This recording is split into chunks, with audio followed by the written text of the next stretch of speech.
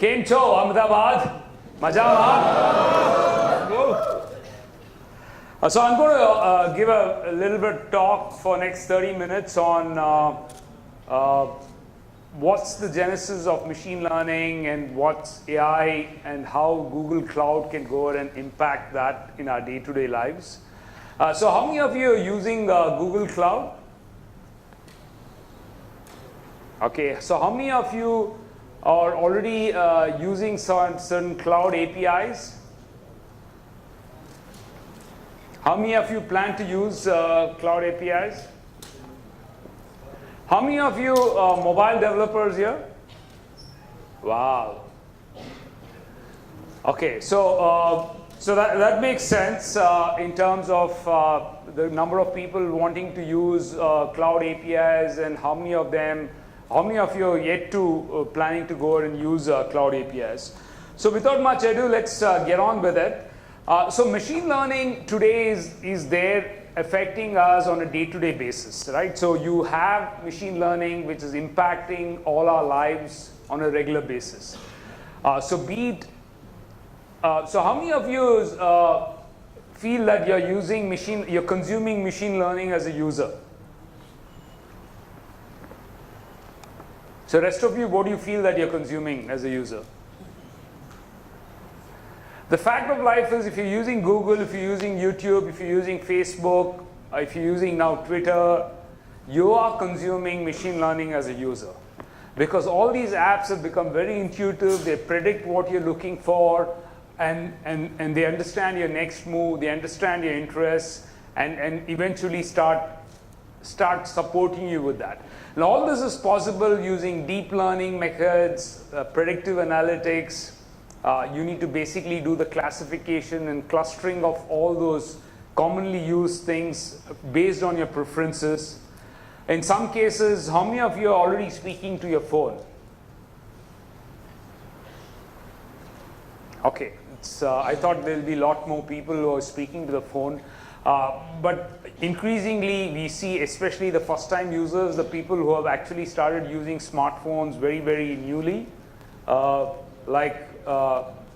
younger generation who just got exposed to smartphones, or the older generation who just got exposed to smartphone, like what you typically call the first-time users. They're already starting to use the phone by speaking to the phone. So you need to have the speech-to-text capability, text-to-speech.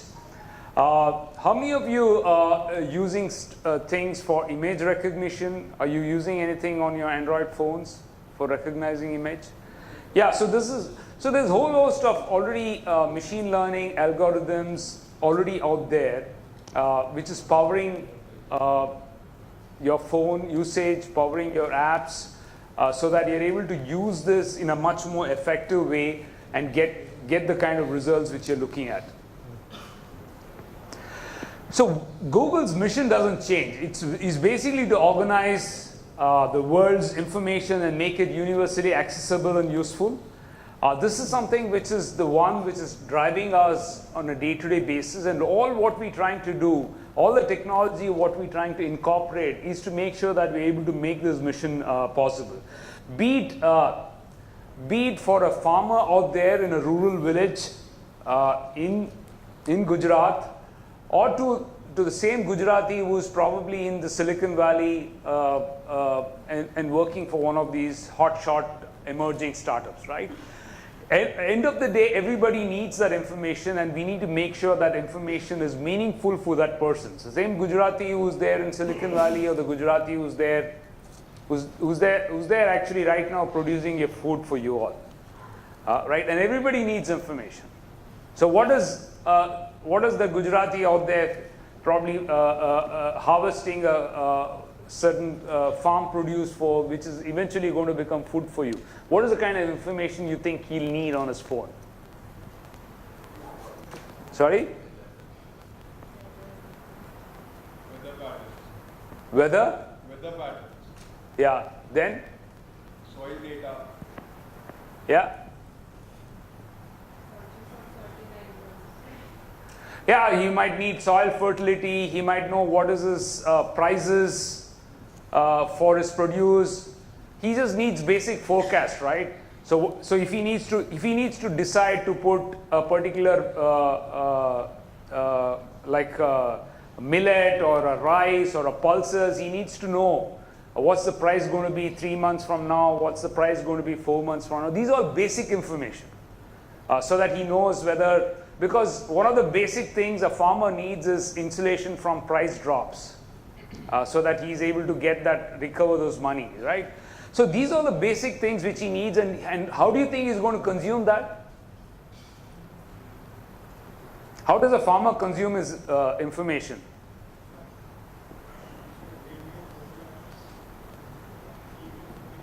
A farmer will consume information either, obviously in Gujarat, he'll consume it in Gujarati, preferably in voice. Because not many of them would be literate, or even if they're literate, they may not have the patience to go through and stuff like that, right? So you need to have the phone intelligent enough to predict what he's looking for, and you should be able to give that information. So that's an example of how Google is trying to use and transition into an AI first company to basically use machine learning and AI to continue to be relevant to the farmer in Gujarat and to the Gujarati who's probably working in one of those top-notch developers, becoming a top-notch developer in a startup organization. Similarly, from a context perspective, what does San Francisco Giants mean when you're doing a search for somebody in San Francisco, for somebody who is in New York, or somebody who's out there in India looking at giants as a keyword, right? So it means different for different people, and the context becomes very, very key and very important, and that's how machine learning and AI is changing the way things go ahead and do it. So finally, all this is possible like the way your brain works. So how do you think you call a dog as a dog? Why do you call a dog as a dog and not a cat? Huh?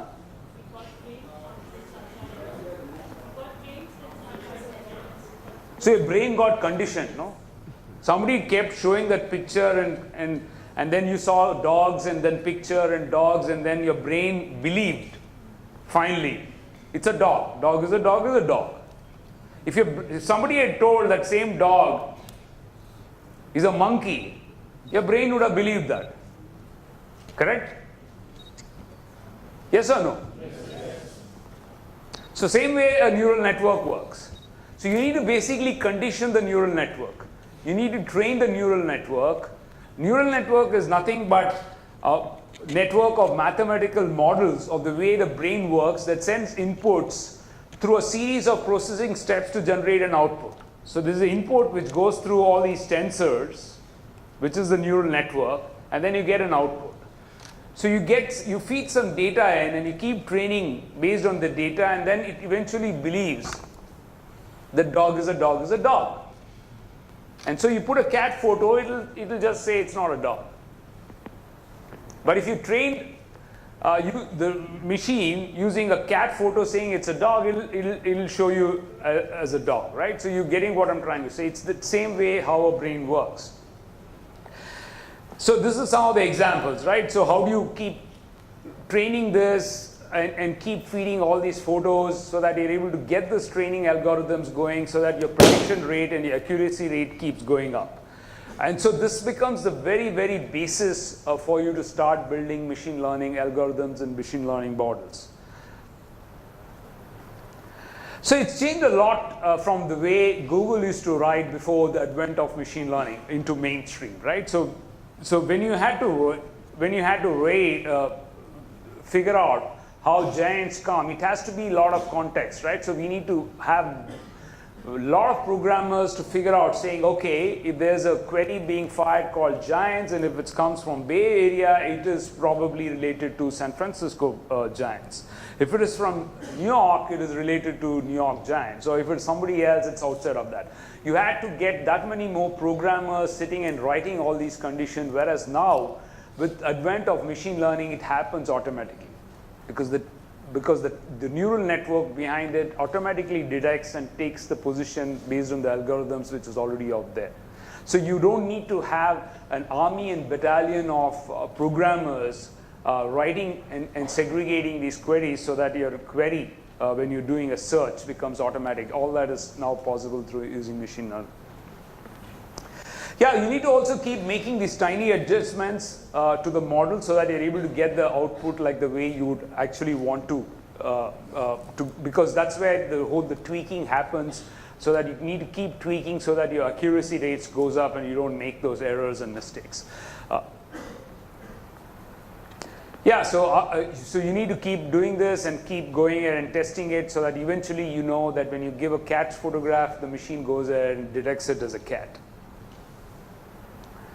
So there are other powerful functions of neural networks can learn, right? So you can give anything as an input. You can give photo as an input. You can give voice as an input.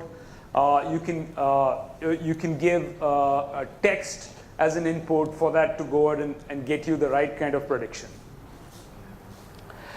So one of the things moving along, we also realize now that search engines, after incorporating RankBrain, a deep neural network for search ranking, we've got number 3 signal for search ranking out of hundreds, and number 1 improvement in the rank quality in the last 2+ years. So machine learning in terms of our day-to-day consumption, right? So be it search, be it what kind of videos you like to watch, be it like your what kind of network you want to keep as far as your social media is concerned, is all got incorporated machine learning in AI. And that's the reason why it becomes even more critical for you when you're building your apps, right? So for your apps to stand out for the users and bring in more intuitiveness and stickiness to the users, you need to incorporate machine learning into your apps so that you're able to bring in that usability, which is something which people would like to have. So we have been rapidly accelerating the adoption of machine learning into various other products of Google. So across, you see these products, which is be it Chrome, be it Android, be it Play, YouTube, Google Photos, which is the latest, and Drive, we've got incorporated machine learning. So we all have the entire thing, which is all these products run internally on something called Google 3 directories, and all of these contain brain models, and that's how it becomes much more intuitive and much more intelligent, so that it brings in that much more ease of use and that much more stickiness as far as users are concerned. One of the reasons why machine learning becomes very, very critical is the unstructured data is 90% of the entire enterprise data, right? So what is an example of unstructured data? Sorry? Yeah? Yeah, so a lot of stuff you generate. So see, right now as users, you're generating a lot of unstructured data, a lot of photographs, a lot of social media updates, a lot of streams, and this against a structured data. An example of a structured data is your record in a bank. Your record in the Aadhaar is a structured data, right? So if I need to make a pattern out of you, so I need to link that structured data to a lot of the unstructured data and come out with what you like, what you don't like, and create a persona of you and predict as a user of a particular application if what you actually like and what should I serve, and what you don't like and what should I not basically serve. So that becomes a very, very critical mass and critical ingredient of how you're going and building apps. And so because of which the advent of machine learning, it becomes that much more easy for you to manipulate and start using this unstructured data in a much more meaningful manner. So this is a classic example of how we are trying to use a lot of unstructured data and triangulate that data from a Google Street perspective, right? So ultimately you need to triangulate all this particular data and to make some meaningful sense out of this. So you have machine learning models which understands a signal in the way it is. So historically we've been using a lot of like 23 billion words in Wikipedia, 40 billion textual lines in Street View. Triangulate all this information and with a lot of photographs, because Street View collects a lot of images. So you have to triangulate this data which is coming from Wikipedia, the data which is the textual lines coming from Street View, and plus the photographs and the imagery to make something, some sense out of that. And this would not have been possible just by programming. This is possible using the neural networks and algorithms and machine learning, because, and then once you train that, it becomes possible and you're able to make meaningful sense of that particular information. Google Photos. How many of you are using Google Photos? You like it? Yes. Yeah, it's powered by machine learning and AI. And so just imagine if AI and machine learning was not there in Google Photos, it would have been so cumbersome using that photos. You're not able to retrieve photographs, you're not able to do keyword searches on photographs, and you're not able to repurpose and reuse that wealth of great moments which you have captured in a much more meaningful way. So that's happened through this thing. To tell you a story, using Google Photos or the recent trip, all that is possible using machine learning and AI.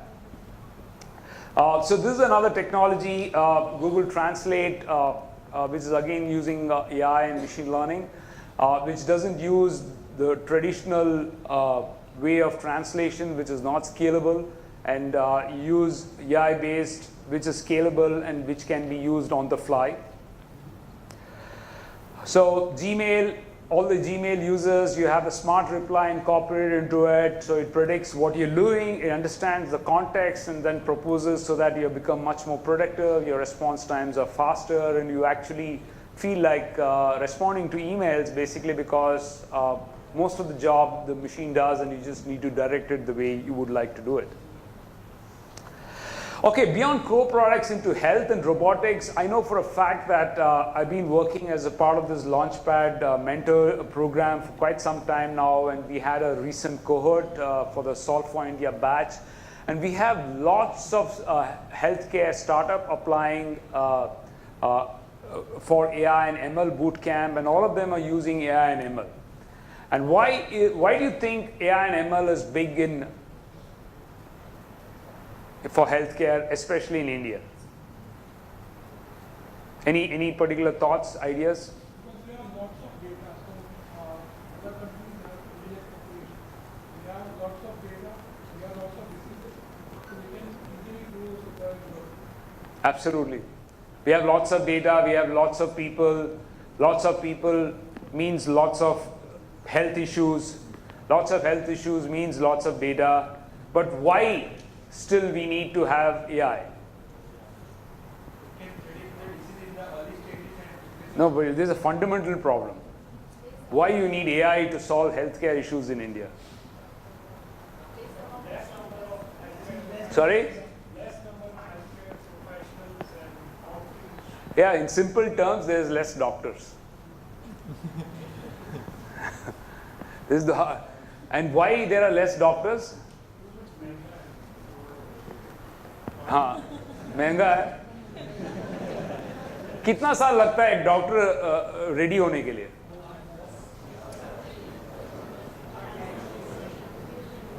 Engineer तो 4 साल में तैयार हो जाता है. He raises hand, my boss, I'm ready. I'm job ready. Doctor में ऐसा नहीं हो सकता है ना? Yeah, it takes at least 12 years for a doctor to be ready to start practicing. For him to become a specialist, it takes 20 years. So if you want to generate a cancer specialist, you can't manufacture. It's not like printing engineers. Engineers are print कर सकते हैं. Cut. You're like assembly line of engineers. Okay, so you can't. So you need. It takes time, and so if a cancer specialist is attending to 20 patients in a day with assisted machine learning, probably he can do 100.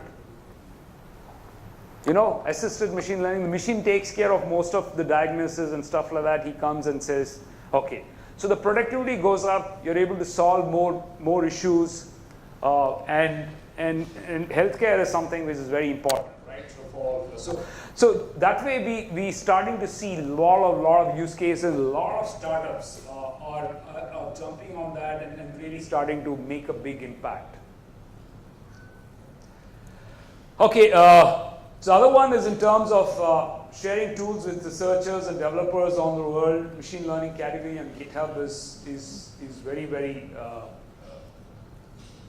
growing a lot. So how many of you have exposed to TensorFlow or used TensorFlow? How many of you are using TensorFlow Lite? Oh, I think you guys are in a different world, I think. Okay, so nobody uses machine learning on a for your when you program or when you're consuming something in your app or stuff like that. Yeah, you should seriously consider that. I think because, like I said, anything what you use today consumes machine learning. So you should look at something called TensorFlow Lite. For all you Android developers and front-end developers, just play around, go to the TensorFlow is the fastest growing AI library right now. It's got a hockey stick kind of a curve. And we just concluded the TensorFlow roadshow in Bangalore, I think a month back, and it was probably oversubscribed by 10, 20 times. We have so much of enthusiasm and interest for machine learning. And TensorFlow Lite for mobile developers is really catching up big time. So I seriously urge you to go look at TensorFlow Lite to make sure that your apps become much more intuitive, much more smarter, and much more friendlier when people want to use your particular app. Okay, so machine learning use cases are right across in all the sectors, be it manufacturing, in every aspects of manufacturing, you need to get it, be it on the supply chain, production, or for that matter in sales and marketing and distribution. We have in travel and hospitality, again, people are starting to use machine learning. Financial services is huge. In terms of trying to understand what your buying patterns are, what your spending patterns are. We talked about healthcare and life sciences. In fact, all across the verticals, we see cloud auto ML, which we recently announced during the I/O, is gathering solid momentum in these verticals, and we see that momentum going up. Where people are starting to use AutoML to come out with the right kind of models and start consuming that in your particular apps and scenarios. So like talked about manufacturing, financial services. So these are some of the services which is available on Google Cloud. You have the Cloud Translate, you have the Cloud Vision, Cloud Text to Speech, and natural language processing. All these APIs can be consumed right now. And over and above this, we have the Cloud Auto ML, which is all these services are available on the Google Cloud. So you can go out and play around with it, use these services as and when you would need.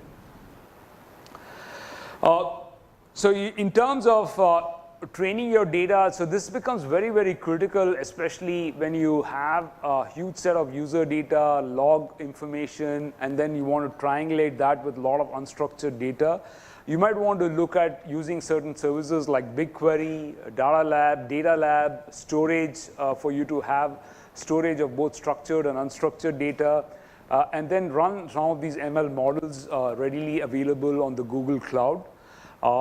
And so you can also have the TensorFlow instance running on Google Cloud, and you can go and if you have the wherewithal to go and train these models, you could go and do that. Or if you already have pre-trained models which is available on Google Cloud, you can go and start using that. So I seriously urge you to start playing around with all these Cloud ML APIs available on Google Cloud as quickly as possible so that you get that much more quickly exposed to as an ML developer.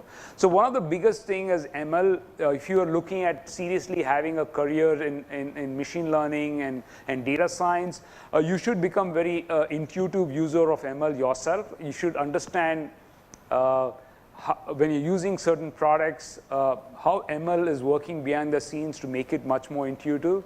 And then the next step, after that is to start consuming some of these APIs, like you could use Google Cloud to start with, to start consuming some of these Cloud ML APIs into your particular products or services or applications.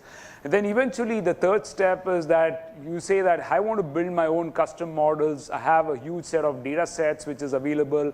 I want to build algorithms, apply these data sets onto my algorithms, keep tweaking and training it, and probably use TensorFlow library or Keras on the front end and TensorFlow on the back end, and then run this all in a hosted cloud environment. You could go ahead and do that. That could be the advanced stage for you to go ahead and do that. So then you have the GPUs on available, the graphic processing units available on Google Cloud Platform. So especially if you want to run TensorFlow instances and you want a quick turnaround time, you need to go ahead and subscribe for these GPUs, which is already there. So machine intelligence is making a huge difference in new exciting research areas, healthcare, logistics, weather patterns, agriculture. In every walks of life, it is starting to make a big impact. And not only just a mobile phone, but in a lot of other aspects of human civilization to move into the next era. It is starting to make a huge impact. So it makes that much more sense for you as developers or aspiring data scientists to keep in touch with what's happening and if needed, go deeper in it. So with that, I want to thank you all for your patient listening, and I'll be around and look forward to some interactions. And thank you very much, and have a great day and a great DevFest. Thank you.